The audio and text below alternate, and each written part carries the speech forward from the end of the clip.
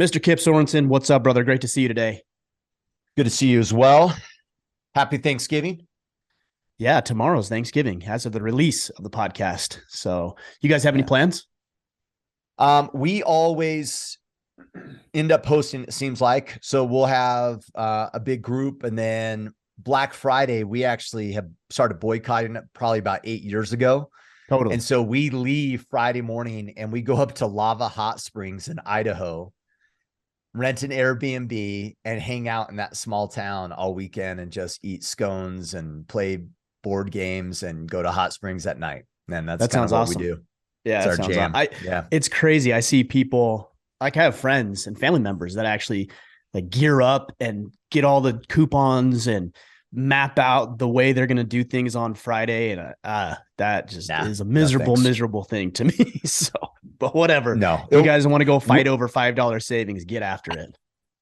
we're the same way. And then I got pissed. I remember years ago where we had family that was like, "Hey, we're leaving Thanksgiving dinner early." And I'm like, Mm-hmm. "Why?" And they're like, "Oh, because the sales go on earlier now on Start Thursday." And I'm tonight. like, "Oh, you know Yeah. what? Screw that." I'm like, "I'm all out now." No Like, for way. sure I'm out. Yeah, if you guys are going to disrupt family time, no, no, Oh yeah, no they bueno. don't care. They don't care.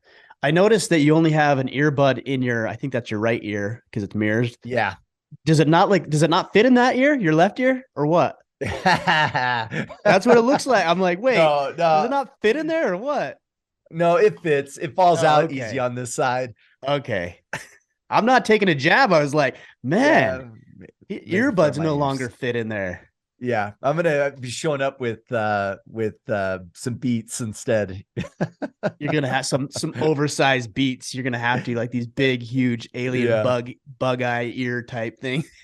yeah, totally. No, I it's just so I can hear better. I don't know. I feel like I'm in an echo chamber when it's all both earbuds when we You don't want record. So I've anybody started sneaking up wearing the one. behind you, so Yeah, I was you like, gotta make sure. yeah, Yeah, watch my exactly. shoulder.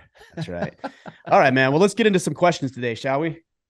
Yeah, yeah, for sure. So we're fielding questions today from the Facebook group. That's facebook.com/group/order of man. If you're listening to us and you're not in the Facebook group, join us at least on the Facebook group. But most importantly, join us and connect with Mr. Winkler on Instagram and Twitter. And of course, sign up for the newsletter by going to orderofman.com as well. Those are the best ways to stay connected to us because we field questions ultimately from multiple sources. And today happens to be Facebook. So, Yes, sir. all right. Yes, sir. Our first question, Brandon Horseman, when everything feels like it's falling apart and you feel like giving up, how do you push through it financially, physically, and mentally?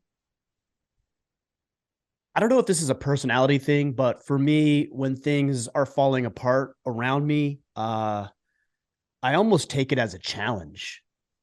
Yeah. You And like and even double down a little bit. yeah, well, maybe not double down on my current activities, but I pull back, I regroup, I look at what needs to be done, and then there's a quite a bit of optimism and excitement for me in the midst of things that are really really difficult.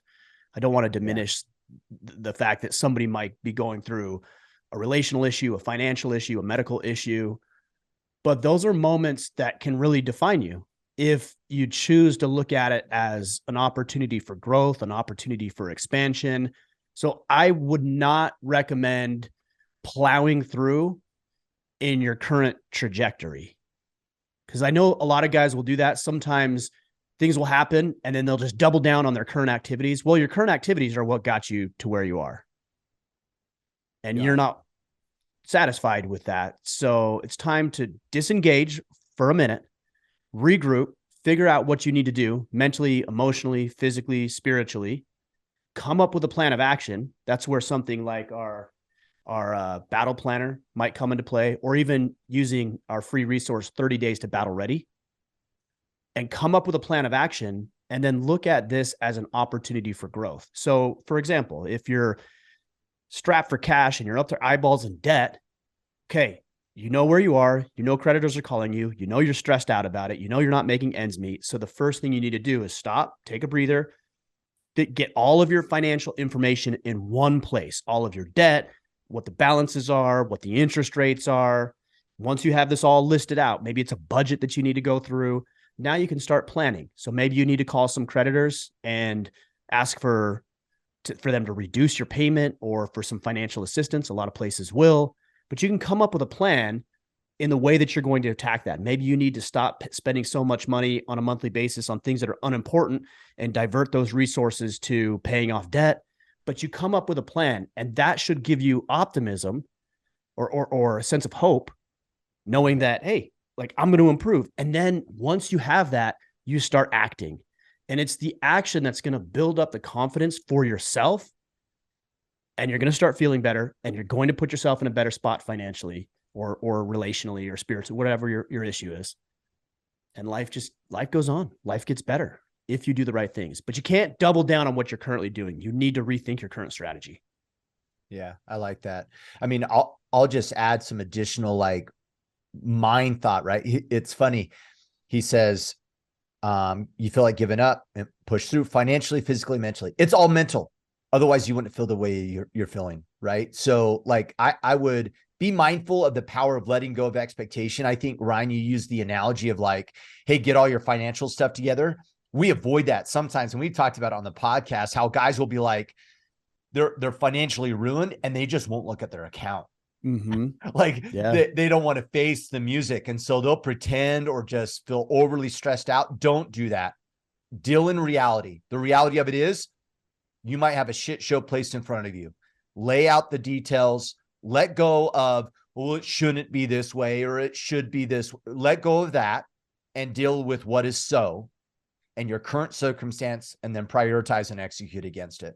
And then the other thought I just had, and I'm really actually stealing it from something that someone told me actually yesterday while at church, but they use this analogy of sometimes you can be in an airplane, and they were talking about how they're in a flight and the pilot says, hey, we can't land yet because there's a storm. And they looked out the window and it was sunny. They're like, what? That's weird. And then they look down and there's a storm right over that city.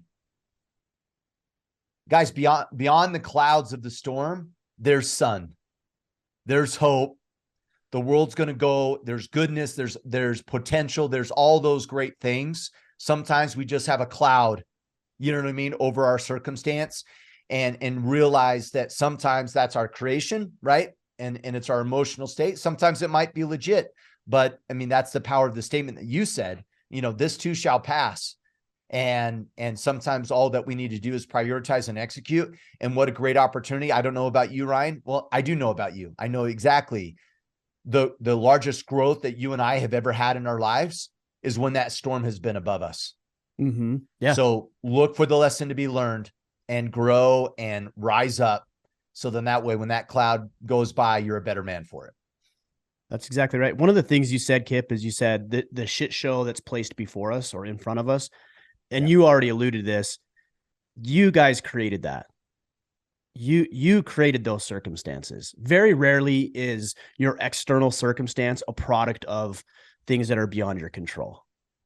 And I'm saying that to you, but I'm also saying it to me. I created this environment that I'm participating in. So I want to make sure that it's not just placed before us. It's we created it. And if we created it, that's a hard pill to swallow because we messed it up. But if we were the ones who created it, then we're also the ones who can fix it.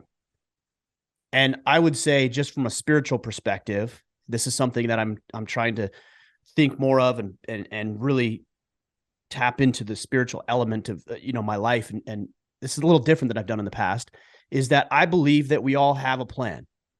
And I don't always know the reason for the plan. And I don't always know what part of the plan I'm in, especially when it's miserable and it's despair and it's horrible.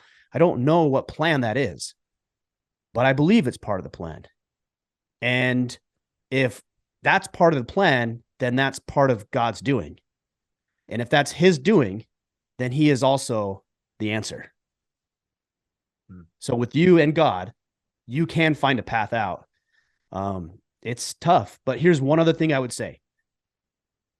When you feel like giving up, play that out in your mind. Like play that. Whoa, almost dropped my pen. Play that to its fullest. So let's say you're in financial ruin right now. Go ahead and play that out. What's going to happen if you give up? Like if you stop paying your bills, you're going to lose your assets. You're going to lose your car. You're going to lose your house, right? You're going to have to file bankruptcy. You're going to have to dig out of that for the next 10, 15, 20 years. Like play it out in your mind. Is that a viable option for you?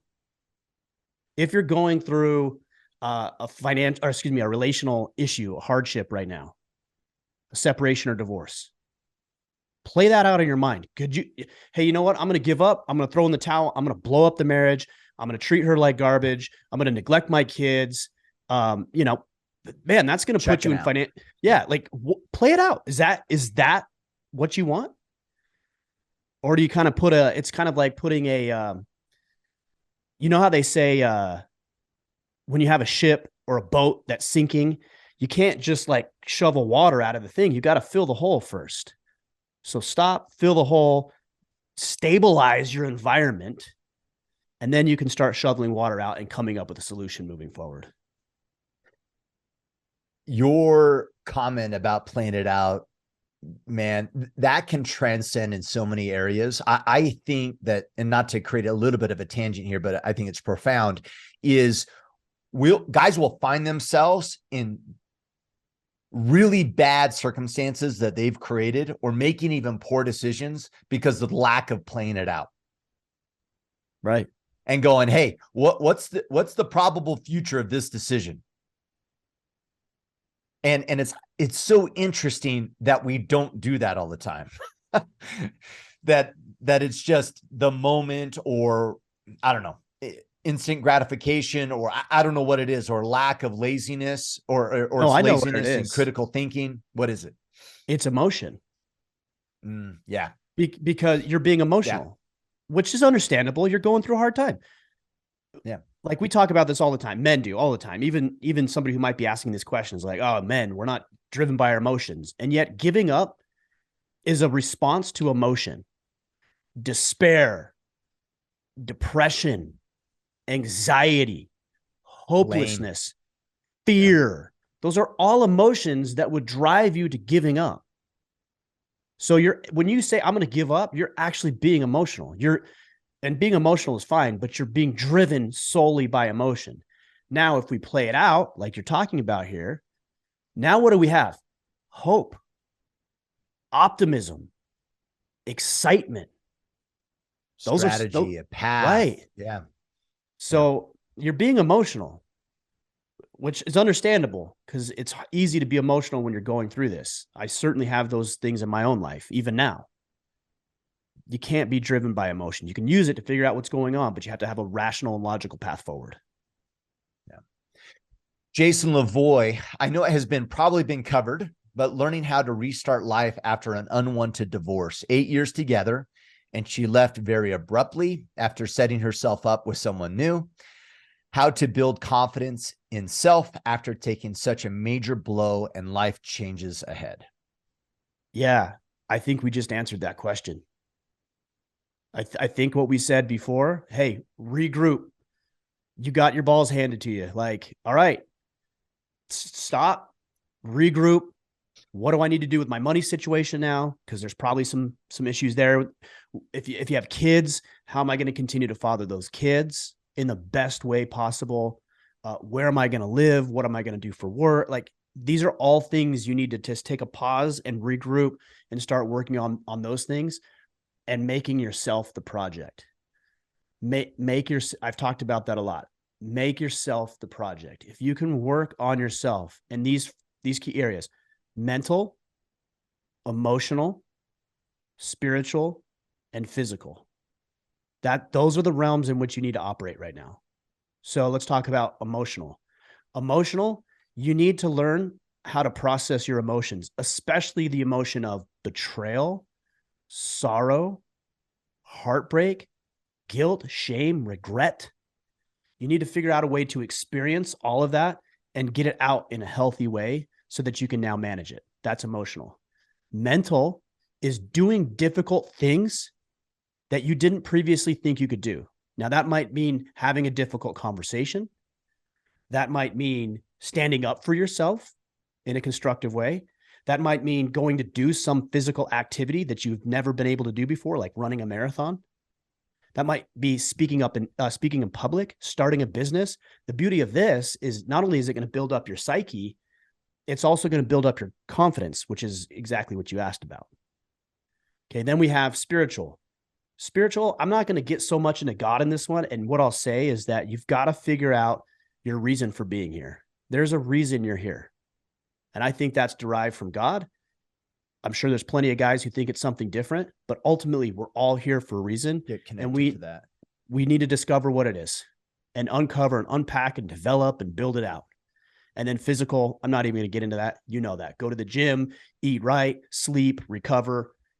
Those are the realms in which you operate right now. Right. Totally. Jason, we don't know the details, right? But there is a little bit of, let me just make sure, right, that I point this out, right? Because it's 8 years together. She abruptly, left after setting herself up, right? There's a little bit of like, dude, I did nothing wrong here, right? And I would suggest, Jason, you figure out what you did wrong. You take accountability for it. You take some ownership of it and you figure it out. And you do this for two reasons. One, if you leave a divorce, whether you feel it was warranted or not, if you leave that from the perspective of you had no hand in the matter and it's not your fault, the probability of you having a repeat is actually substantially higher. Second, this is a miserable situation. So why not grow from it? I've used this analogy in numerous cases. How do you ensure that you don't have regret in life? You learn. That's how. And you want to learn so much from this divorce. You want to become so much better of a man because of this divorce that you can't help but look back at it and go, you know what? That was probably the best thing that's ever happened to me. That's how you take this bad situation and make it something amazing for you, is making sure that you grow from it. And you're not going to grow from it if you played no hand in the matter and this was acted upon you and there's nothing you could have done. So you have to take some ownership to be able to grow from it. And obviously we don't know the details, but just like, put that on your lap and consider that. Agreed. All right. Ryan Young, on Saturday, I shot the biggest whitetail buck of my life. I'm super excited and still don't think it's totally hit me how big he is. I'm super proud of myself, and I've been waiting 18 years to shoot a buck bigger than my last on our property. I'm trying to stay humble about it and not brag, but it seems like everyone else tells me I'm showing off. It's honestly kind of given me a feeling of guilt.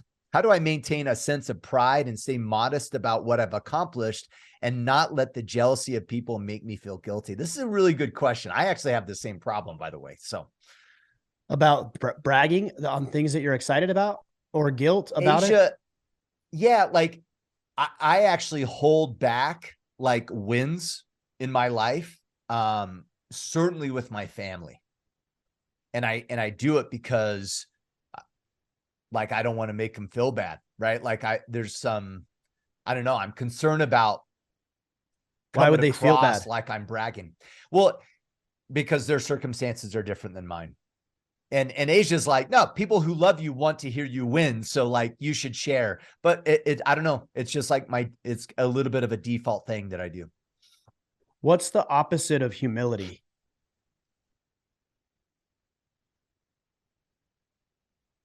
What would you say? Pride? I don't think it's pride. Pride's the first thing that comes to mind. What is it? I think it's arrogance. Because think about what pride. I like that better. Pride is not why there's an excessive level of pride, but what is that? Yeah. Arrogance. Yeah. Thinking you're better than. Yeah. Right. It's basically the difference is earned versus not earned. Right. I'm proud, for example, of this podcast. So I talk about it and I'm excited about it and I share it. And I also think it will help other people. So is that wrong? No, it's not wrong. You can actually be proud about something and be humble about it at the same time. Right. For example, Man, this podcast and this movement, I'm so excited about what it's done over 8 years and how it's grown and how many people it's reached. And I'm so grateful that I have the opportunity to serve the men who are listening. And I'm so grateful for guys like you, Kipp, and Chris, and Drew, and Reese, and Jay, and all the other guys who helped me. And we have done an amazing job. You can see the pride in there, and you can also see the humility. I didn't do this on my own. And without people listening, it wouldn't be anything. But I can't be arrogant and humble at the same time. Look how amazing I am. Look at all these wonderful things I did. Look at all the guys that I've helped, and nobody's doing it as good as I am. That's arrogance, and there's no humility in that whatsoever. So the reason I bring that up is I think you can share the things that you're excited about if you're proud of them, but also where's the humility in the way that you're expressing it? Yeah. Right now, if you said, hey, like it's taken me a long time to learn and so-and-so showed me, or I had the opportunity to go hunt this property that I didn't before, and this person was gracious enough, and my dad taught me how to do it. And man, it all came together because of all those experiences and lessons I had as a kid. There's some humility in that. There's also some appropriateness that you have to be aware of too. Like, is it appropriate? And I would say there's timing. Obviously, there's a time and a place to share these things. But then if I just go up to a random stranger, I'm like, hey, I just shot the biggest buck of my life. Like, okay, like that's not appropriate. Right. But if everybody's swapping hunting stories or even ask, hey, what's your biggest accomplishment? Then those are opportunities you can share those things. Right. So look for the opportunities to be appropriate in the way you share. I like it. All right. Philip Iverson. Why don't more men share mental health struggles and provide support for each other versus leaving each to fight a battle on their own? Because I think that we have been conditioned to believe that we have to do it alone. And if we need somebody else, then that's weakness. And it might be a weakness. It might be a vulnerability, but that doesn't mean that we can't go out and help ourselves get the solutions to our problems. Like I made a post about therapy. Like it's okay to go talk about the issues that you're dealing with, to work through these things. That doesn't make you weak. And I think I've used this analogy before. It's like a carpenter who wants to build a big, beautiful home. And he's like, well, but I don't use nails or screws. Oh, okay, well, what do you use? Oh, I just kind of stack them together and hopefully it all works out. Okay. Why? Oh, because those are tools. I don't need those tools. Like I can do it without it. That's stupid. We use the tools at our disposal. And if you learn how to use the tools correctly, it doesn't mean you're weak. It means you're actually wise. Like, hey, here's a tool. Having a brother that I can talk with about these issues, or having a therapist that helped me realize where some of my past thoughts and behaviors come from. That's not weakness. It's like, here's another tool that I can use to be more effective. So yeah, there is a big stigma associated with it. And I think it's just going to take men sharing. Now, where I think it gets taken to the extreme is that we use these experiences in our lives or the way that we feel to completely break down. Just because you're having an issue does not absolve you of the responsibility of life. Like you don't get to not lead your family. You don't get to not go to work. Like you still have to function. So figure out a way to do it so that you can go out and you can provide and you can be a resource for yourself and other people. Totally. Yeah. I think the other thing too, Ryan, I was thinking is, I mean, if your story is, and I'm thinking like mental health story, right? If your mental health story is I'm alone and no one cares or whatever, well, then you're going to perpetuate that thought process until you get out of the box with it.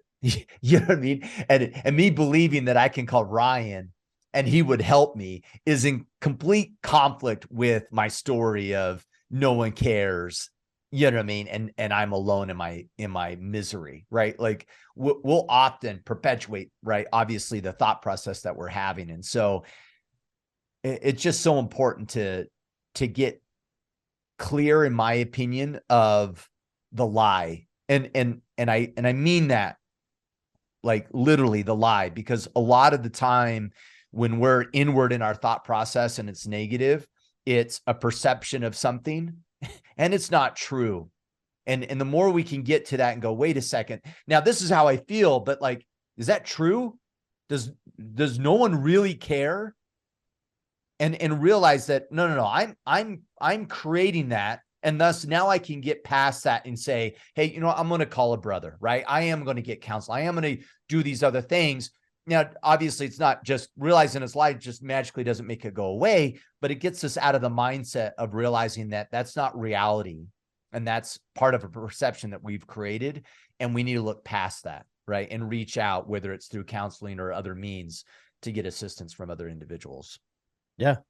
And I would say also being a help to other guys who are in your circle, the more you can help them out too. Right. Yeah. Like, guys are struggling and odds are that you've been there to help them and you've been helpful. So why wouldn't the same hold true for you? Yeah. Yeah. Good point. All right. Joshua Trott, how do we overcome complacency? I've never dealt with, well, that's not true. I have dealt with it. I guess the best thing you can do to overcome complacency is find something you're excited about. You're really not going to be complacent about something you're excited about. And you might need to shake things up. You might need to mix life up a little bit. You might need to take on a new task or project at work. You might need to take on a new hobby or activity. But when you feel yourself in a rut, if we actually take that term, being in a rut, think about that. You're driving down a muddy road or a snow-covered road and your tires slip into a rut. You can almost drive without even steering the wheel. Like the rut's it's the track, right? It'll direct you. Yeah, it will. And how do you get yourself out of that rut? Well, you kind of got to violently jerk on the wheel a little bit and pop yourself up out of there and give it some gas. And if you do, then you can pop up out of that rut, but you got to be careful because you could easily slide back into it. So what I'm saying is that you need to make a change, a big change in your life. Now, again, we're not going to blow up our responsibilities, but we're going to change within reason so we can pop ourselves up out of that rut and direct our own lives the way that we want to direct it. Yeah. Yeah. Don't go a hard right and just go off the road and crash. Right. Or get back on and then like, okay, I'm safe. And then just slide back into it. Yeah. Yeah. Great. All right. Alex Schwartz. I started my own business. I still work my full-time job. Is there a pathway you or Kipp recommend on working towards quitting or things that need to be checked? I know obviously money, but it just seems like there's a lot more to account for having 2 kids and a wife. If it were just me, I would have already went on my own fully. I wonder why that is. I wonder if that's financially related or because your wife feels more comfortable with you having a full-time job than doing this, or if you're scared that it won't work out. I would really explore why, if it was just you would do it. But because you have a wife and 2 kids, you wouldn't. You need to really explore and uncover that and unpack that and figure out why that's the case. The only thing I can tell you is, there's a fear, sure. But the financial is the biggest issue. You can overcome that fear because what is it that you do work for? Well, money, right? That's probably why you haven't done it already. Because if it wasn't a money issue, you would have done it. Like there's nothing else that would be a problem. If you were killing it and bringing in some serious dough, right? You'd be like done. Yeah. Yeah. So it's solely a money issue, likely. And for your wife, money issue, but deeper than the money is the security. She's very worried about the security, as you might be as well. So the way that you do that is just a formula. You look at your monthly expenses, and let's just say for the sake of argument, your monthly expenses are $5,000. Okay, well, look at what path you're on with your new business venture. Let's say you're making $2,000 a month right now with your new venture. So you're making 40% of your monthly expenses. Again, I'm just using a scenario so we can play this out. Okay. At your trajectory, how long is it going to take you to go from 2,000 a month to 5,000? Let's say it's going to take you 12 months. So that means you have a deficiency of $3,000 a month times 12. That's $36,000. So one way you can look at this is say, okay, well, I have to have $36,000 set aside in my bank account, and then I can leave today because that $3,000 is going to be made up by pulling money out of the bank account. That's one way you can do it. The other way is you could just wait until your income is completely replaced. Let's say you're making $6,000 with your current job. That's going to take you a year and a half. Cool. All right. Well, just wait a year and a half and work hard. And then in a year and a half, you'll be making $6,000 with your side gig, and then you replace it then. That's probably what she's going to want to see. But those are two different paths you can look at, but it's all financially related with an underlying factor of fear, comfort, and safety at the forefront, likely of her mind. Yeah. What's kind of fun about this is, I mean, I didn't do this, but like in hindsight, you know, it's interesting because sometimes we start our own businesses and it's associated to our time. And so we end up just hustling more, working harder. It's our own bag, right? But it's taking up more time or whatever. And, you know, maybe one thing to consider, Alex, is, and I don't know what the business idea is, but can you pull it off and have it start being a passive income? Like where this thing just is passive in regards to bringing in cash flow. And how nice would it be if you, when you're ready to switch, that you switch, not requiring the same amount of time today that you do on your job because this thing's just working. How nice would that be? Kind of a fun way to maybe approach it, you know? That's cool. I would say also make sure you include her in the growth of the business. Because again, if she's worried about safety, communication is going to help that. If you're not communicating with her about how it's growing or how it's doing or not doing or what kind of money it's bringing in, and you're just hoping that she's going to lean and rely solely on you, that's a harder hill to climb than actually communicating with her. Hey, hon, we made $2,000 in the business last month. We made $2,500 this month. We only made $1,800, but that's because it's Christmas time and this slows down because it's seasonal. Communicate with her, and then you're going to start addressing those safety and security issues that she has at the underlying, you know, foundation of what she's looking for from you. Yeah. Cool. All right. Will Stahlberger, in your opinion, is journaling worth it? I think I would benefit greatly from keeping a journal, as it would help me process my emotions, but I'm unsure where to start. So I'm not going to answer this question. Well, I'll answer it, but just do it. Yeah. Like if you're like, I think it would help me greatly, then it doesn't matter what I think about it. Yeah. It really doesn't matter. So, okay, now, but let's get practical. Again, I get questions like that a lot. Like I'm thinking about, hey, has anybody had any experience with this workout? Yeah, lots of people, but you're interested, so just do it. Or has anybody had any experience with whatever, fill in the blank, with running a Spartan race? Why do you need to know that? You don't need to know that.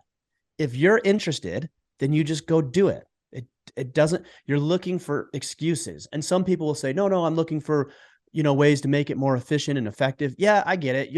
But you'll get that along the way.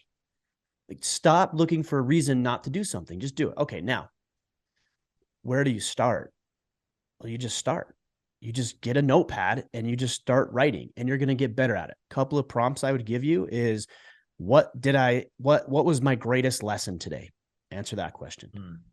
Yeah. Where did I do the best today? Where did I fail today?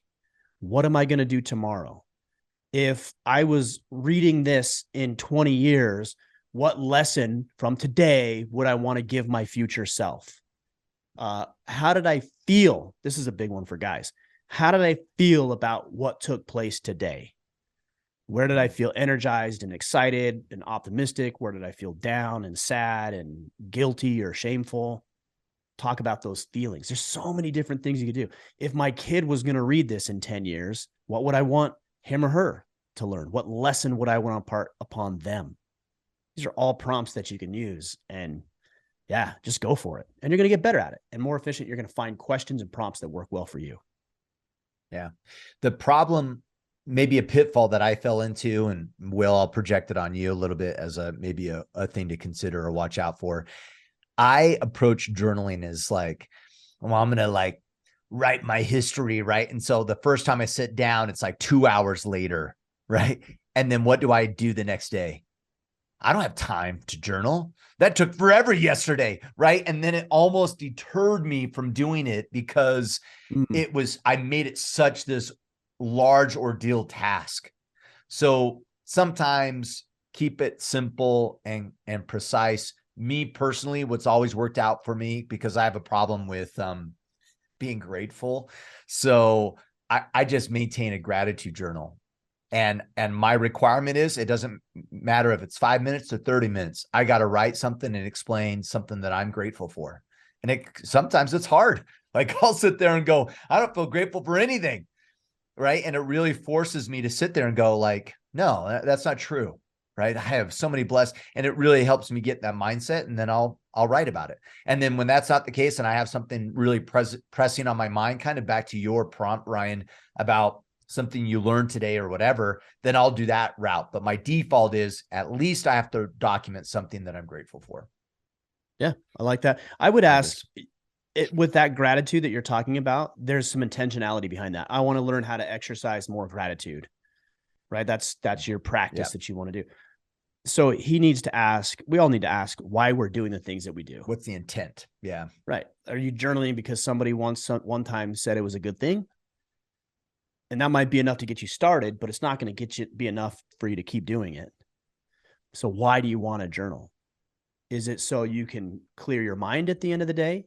Is it so you can document lessons that you learned? Is it so you can learn how to process your feelings and emotions better? Is it so you can get rid of maybe anger or frustration that you have that's pent up throughout the day? There's a lot of reasons you would do it. Figure out what that reason is, and then you can cater your journaling experience towards solving that problem. Cool. All right. Our boy Dom, both of you currently have more financial success than your parents. You assume that, Dom. Joking. With that success comes easier lives for your children. There's something about the struggle of your youth that has helped you produce grit in your adulthood. Here's the question. How are you helping your children to be gritty when their lives are actually significantly more comfortable than your life was growing up? Yeah, I mean, that's one of the biggest problems just with the ease of modernity, let alone what we do as individuals. I mean, the house that we're in and the items that we have, and I stay at home, I'm at home with my wife and kids. Like, there's a lot of blessings in that, Yeah, for me, one thing we do is we have our two oldest are still paying. They pay a lot of their own expenses. My oldest, Brecken in particular, works in the store, so he's earning money. We're trying to do challenging things. There's still responsibility. They have their schoolwork and assignments and tasks and all these things that they do. I wish I had some great big answer, but the other thing is that I try to be a good communicator with them too, and communicate why we have what we have. Hey, the reason that this is the way it is because here's some things that I've done. Here's some things that have worked well. Here's some failures that I've had. Here's some ways that it hasn't worked and why I've had to correct that behavior. So those are all things that I do, but I don't have any great strategy other than keep them involved in the wins and losses, and then give them responsibility and opportunities for growth. Also discipline. They don't get away with things either. If there's an issue at home and they're back talking, or there's a greater problem. My two oldest boys are involved in sports. Sports is a big part of their life, powerlifting and football in particular. A lot of great lessons come from that as well. Yeah. Any opportunity to really focus on that delayed gratification and reward, for hard work. The other thing that I would add on top of what you said, Ryan, is, we look for opportunities for our kids to serve. I think that's really important, especially when we've given them comfortable lives. It's good for them to see that there's another world of struggle, and there's people out there really struggling with those things, and how do we serve them and use our circumstances to benefit others. And so for a while, we would have the kids. There's this church soup kitchen downtown over by the homeless shelter, and we'd go there once a month, and our girls would serve the food for the soup kitchen. It was great for them, super great, because they're seeing that struggle. I think the other thing is culture is one of those other things that kind of helps do this as well, so that way they kind of get out of their bubble a little bit and look for opportunities and see that the world's a little bit bigger than what they see from the day to day. Yeah. Cool. But All right, Aaron Croach, how do you balance striving for excellence without being crippled by the ideal or perfect? There are no silver bullets. We know this. Everything has a trade-off, but I'm often trying to find the silver bullet instead of taking a good but not perfect action. Any tips on overcoming the obstacle of perfection so we can improve? Or is this a false dichotomy? Is there a way to pursue perfection without falling into inaction? Yeah, I think there is a way. It's in the question. Is there a way to pursue perfection without falling into inaction? It's the answer is in the question. Pursue it. Meaning don't just think about it, actually pursue it and put something out into the world that you can improve upon. But I actually think this is a mindset thing. This is all in the mind. Like I have to have it perfect. It has to be just right before I launch it. That's in your mind. It doesn't have to be because you've used imperfect products that have developed later, have developed over time. You know, that iPhone that's sitting in your pocket, the first iPhone wasn't perfect. Neither is this one. It's going to come up with new features and new things based on market trends and based on what consumers want. Sometimes you don't even know what the consumer wants when you put something out there. You know, I didn't know what the Iron Council or even Order of Man was going to become. But the mindset shift for me, and it wasn't much of a shift because I've never really had this paralysis by analysis type mindset. But my mindset is not that. My mindset is, man, let's just find out. Let's launch it and build it along the way. Like that's what I want. I just want to find out if it'll work. And if it doesn't work, I'm like, oh man, that doesn't work. But I don't think it's a failure. I'm like, well, maybe if I tweak this one variable, then it will work. And then I test it. Okay, that worked a little better, but what if I added this or took this away? That works even better. And so you evolve and you build this thing over time. But I guess the mindset of it is I find great value in and take pride in launching. That to me is more important. That's hardwired into my DNA. Launching is, I value launching something more than I value having the perfect thing that never goes live. So it's a belief or a value system. Right now, your value is perfection. What if your value was progress? And that's what you valued. You placed more of a priority on progress than you did perfection. And you shifted that a little bit. Would that drive you to action? I think it would. Yeah, for sure. I think I can relate to this more than you do, Ryan. You know this. I get in my own way constantly where I feel I get really passionate about like how something should go, almost that I'm like the blinders are on and this is the ideal perfect scenario. And I'll get kind of emotionally tied to it, right? Like if Ryan sees it differently than me, I'm like, ugh, you know what I mean? Because I know this is the right way. And there's some value to that, right? Because I'm going to show up in that thing that I'm doing kind of in a really intentional, intense kind of way that I think maybe gets typically better results than others. How's that?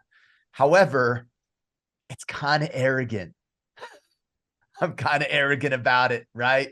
Where I'm thinking, no, this is the right way. And I don't know. I really don't know. I don't know if that's the most perfect way. And I have to kind of put myself in check and say, no, I need to get the reps in. Right. We talk about this sometimes on the podcast about minimal viable product. You have this brilliant idea, test it out first.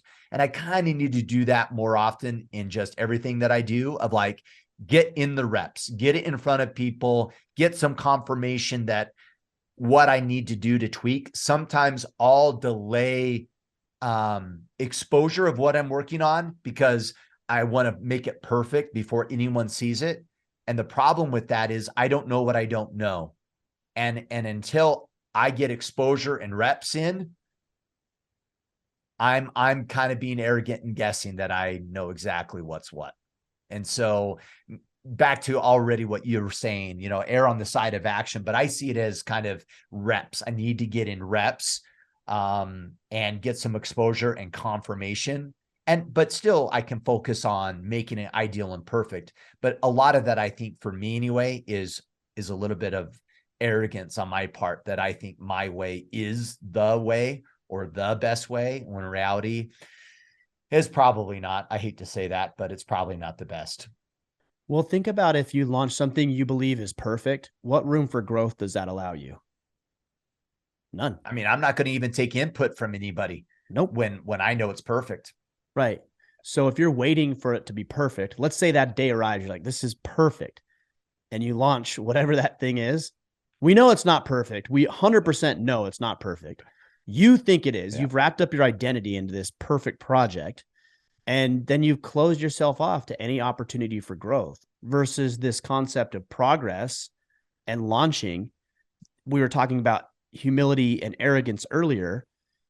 It's more humility to launch where you are and say, look, guys, I know this isn't perfect. I don't know if this is even going to work. I feel convicted in it. I'm excited about it, but like, let's try it and see what it does.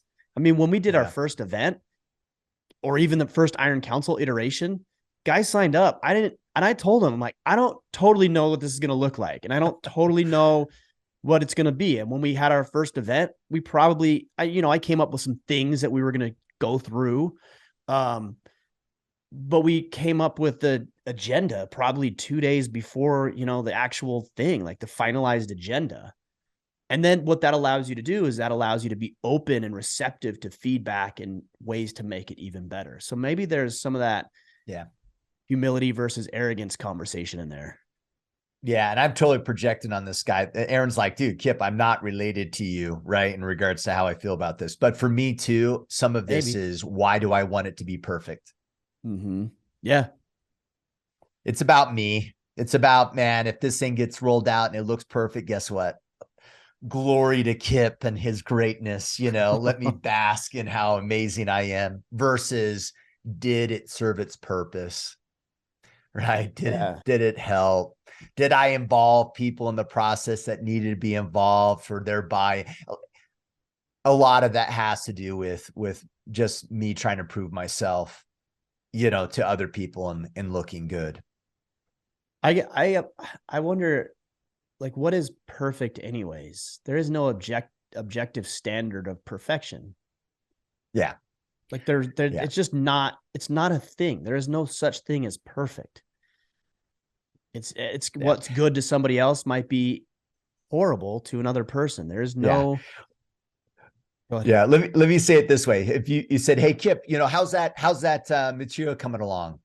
My excuse or reason to you would be, put in some solid time, Ryan. Just really want it to be perfect. Just really want it to be perfect. Translation. Kipp, how's that content coming along?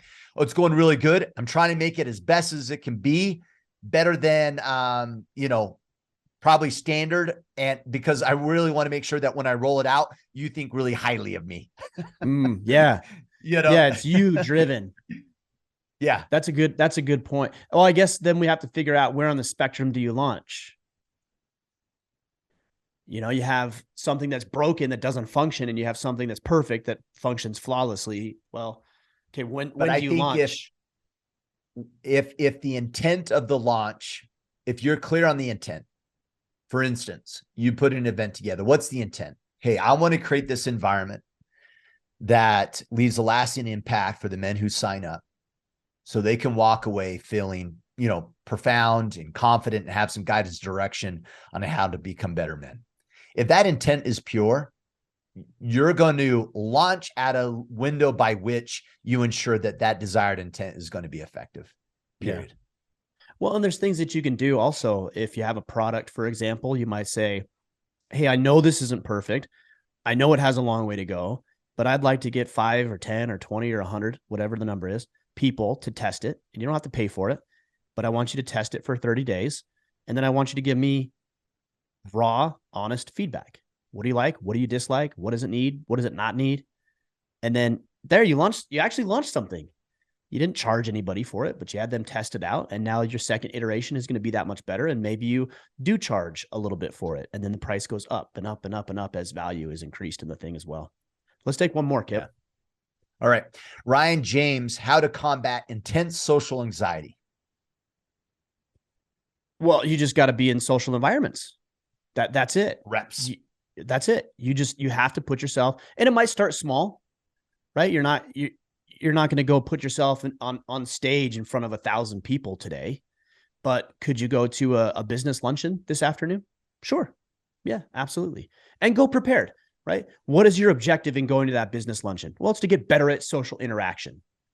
So you learn a few questions. That's all you really need with social interaction. That's the best thing about social interaction. You don't have to impress anybody. You just have to be interested in other people, because everybody wants to talk about themselves. So if you learn to be a good question asker, then you're fine. You're fine. So I like the acronym FROG. So friends and family. Okay. Recreation. It's like, what do you do for recreation? Occupation. What do you do for work? What are your goals? That sort of thing. And that's that last one, G, goals and ambitions. So frog. Talk about their friends and family, talk about recreation, talk about occupation, talk about goals and gains, as Kipp would say. Gangs. Join a gang. Oh, gangs. I thought you said gains. What gains are you looking for? If you learn to ask those questions, it's very simple. Look, I've done things. I've been to social interactions where I feel awkward. And I've just approached people because I've tried this, where two people are talking and I just walk up to those two people and I'm like, guys, I know this is awkward. I don't know anybody here, but you guys look like you've been here. You know what's going on. So I figured I'd come over and introduce myself. I'm Ryan. You have like that level of just humility and just putting yourself out there. And the guys are gonna be like, oh yeah, cool, man. No problem. Let me introduce you to Steve over here. And let me tell you about this. It's so easy if you're willing to do it and be honest. But if you walk in there and you're worried about your appearance and you're worried about how people perceive you, man, just own wherever you go. Hey, maybe find somebody else in the corner who's awkward and say, hey, I noticed you're over here alone. Man, acting awkward. I came to this thing alone and I don't really know anybody here. Do you know anybody here? And the guy's like, no, I don't know anybody here. It's like, well, cool. Now we know each other. Yeah. Just own it. And if you can own the fact, it lightens it a little bit. It takes the burden off of it for you and for other people as well. So you just got to put yourself in social environments and ask good questions and own the fact that you feel uncomfortable. Guess what? Everybody else feels uncomfortable. They're just not willing to admit it. Yeah. Spot on. All right, gentlemen, call to action here. Iron Council. Iron Council is opening up for membership in a couple weeks. Yep. To sign up, go to orderofman.com/Iron Council. To stay connected, you can follow Mr. Mickler on Twitter and Instagram at Ryan Mickler.